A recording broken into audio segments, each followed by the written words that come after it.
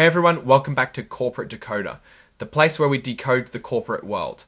Today we are diving into a filing from Artelo Biosciences, and let me tell you, after reading this, I think their stock price might need some serious therapy.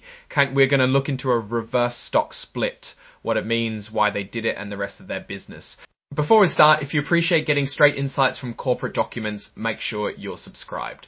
We also have a Discord community linked in the description below. Let us know what reports we should be covering.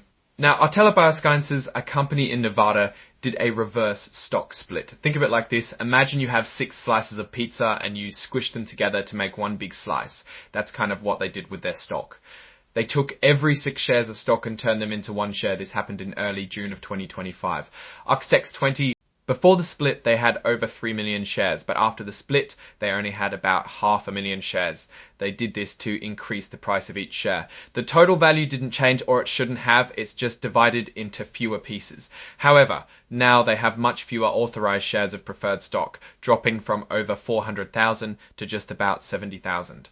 Arts 2020. The company also mentioned something about convertible notes. These are basically loans that can turn into company stock or warrants, which are like coupons to buy stock at a set price. The notes can be converted into company stock or warrants that let investors buy company stock for 5 years at $1.04 per share. Let's dive into the numbers. Artelo has provided some financial statements for the years 2023, 2024, and the first quarter of 2025 to account for reverse stock split. Keep in mind, we're talking about unaudited financials and estimates. There will be a grain of salt. However, we are going to look at the 2023 and 2024 and our keys. First, let's scroll to the financial tables for a closer look. Let's quickly go over the chart. In the first row, from December 31st, 2023 to the same date, 2024, they reduced their comprehensive income deficit from more than 20 million to about 14.5. This is a notable improvement and indicates better business performance.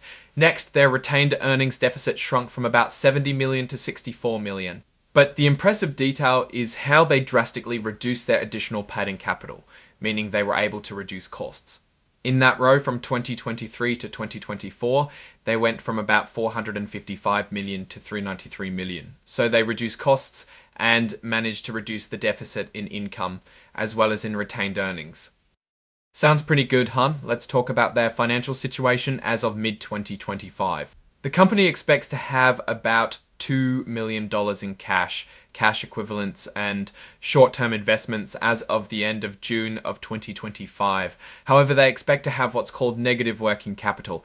They estimate this working capital to be between negative $1.2 million and negative $1.5 million.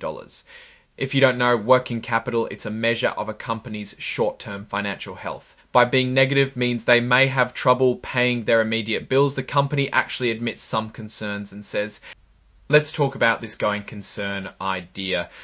This phrase is like a financial red flag. It means the company might not have enough money to stay in business. They themselves admitted it. To emphasize this, they point to a previous report they filed a couple months prior in May. So let's recap. They did this stock split to boost the appearance of their stock price, but it doesn't change their value. Their audited estimates also show possible negative working capital, plus the giant admission that they may not continue as a going concern. Now let's put on our Warren Buffett thinking caps and try and assess the real situation through the PR spin. Artelo has managed to grow revenues and reduce operational deficits, but still struggles with short-term obligations and have a big question mark hanging over their head. Even if the company managed to drastically cut their operational costs, the cash burn is probably too drastic, forcing them to admit the substantial doubt about ability to continue. It's just not sustainable long-term if they don't become profitable. If they can't secure more funding or turn things around, they'll likely need a miracle, but without it, Artelo may not stick around for long, and for the stock, if the company cannot sustain itself, there is no point in staying at $1 or 1 cent. Long-term prospects look very grim. Alright, that's our breakdown of Artelo's latest filing. What's your take on their reverse stock split and their financial position? Drop your thoughts in the comments. If this analysis was valuable, hitting that like button really helps, and subscribe for more deep dives. Also, don't forget to check out the Discord in the description. Thanks for watching. See you next time.